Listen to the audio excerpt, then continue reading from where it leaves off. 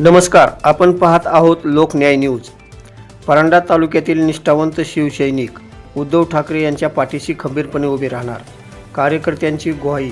तर ठाकरे यांच्या मेळाव्यास मोठ्या संख्येने शिवसैनिकांनी उपस्थित राहावे, जिल्हा प्रमुख रणजित ज्ञानेश्वर पाटील यांचे आवाहन।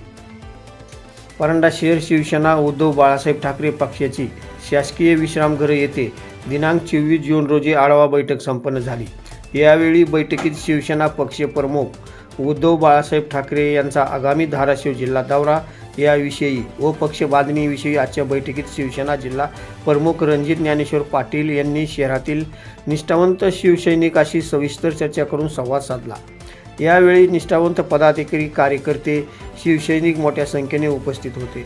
सर्व शिवसैनिकांनी बैठकीत यावेळी रणजित ज्ञानेश्वर पाटील यांना सांगितले की आम्ही कायम माननीय उद्धव बाळासाहेब ठाकरे यांच्या मागे राहणार असून रणजित ज्ञानेश्वर पाटील यांच्या नेतृत्वाखाली काम करणार व गद्दारांना धडा शिकवणार, अशी ग्वाही दिली।